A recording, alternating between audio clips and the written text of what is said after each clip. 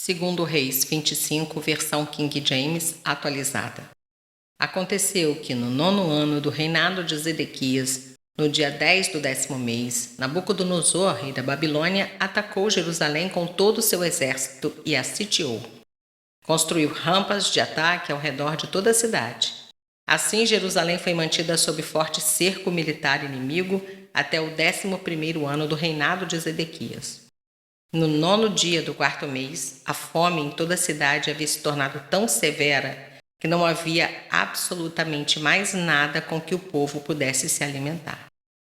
Então a muralha da cidade foi rompida e todos os soldados fugiram durante a noite pelo caminho da porta entre os dois muros, a qual estava junto ao jardim do rei, porque os babilônios sitiavam a cidade toda em toda a volta e o rei fugiu em direção a Arabá, o vale do Jordão. Mas o exército dos babilônios perseguiu o rei e o alcançou nas campinas de Jericó. Contudo, todo o exército se dispersou. Então prenderam o rei e o conduziram a Ribla, diante do rei da Babilônia, que lhe determinou sua sentença. Degolaram os filhos de Zedequias à vista do próprio pai.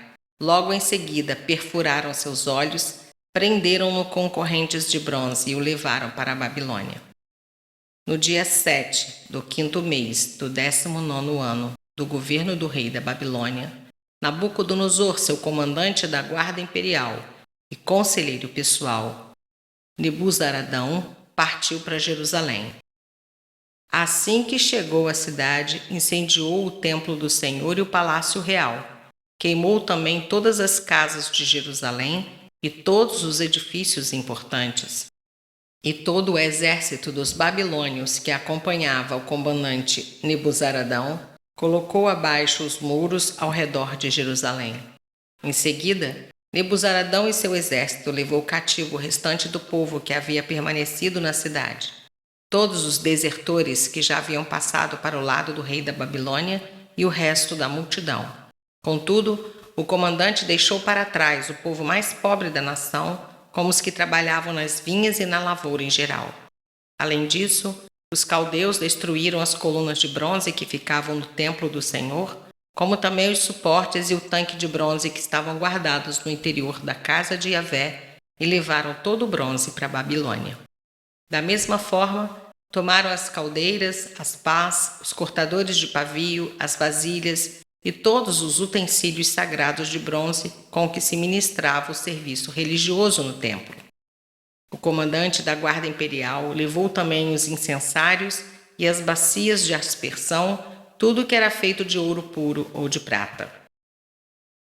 O bronze das 2 colunas do tanque e dos suportes que Salomão tinha mandado fazer com arte para o templo do Senhor eram mais pesados do que se podia pesar com os instrumentos da época. A altura de uma coluna era de 8 metros e 10 centímetros. O capitel de bronze no alto de cada coluna tinha 1 metro e 35 centímetros de altura e era decorado com uma fileira de romães de bronze ao redor.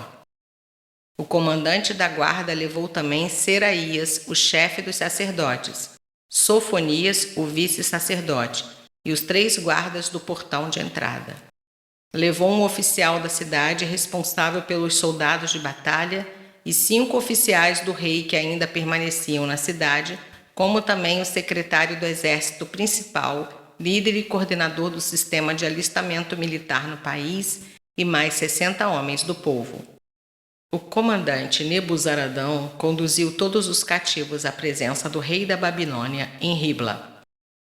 E o rei da Babilônia em Ribla determinou a execução sumária de todos os prisioneiros de Jerusalém. Assim Judá foi para o exílio, para longe de sua terra. Nabucodonosor, rei da Babilônia, nomeou Gedalias, filho de Alcã, neto de Safã, como governador dos pobres e doentes que haviam sido deixados em Judá.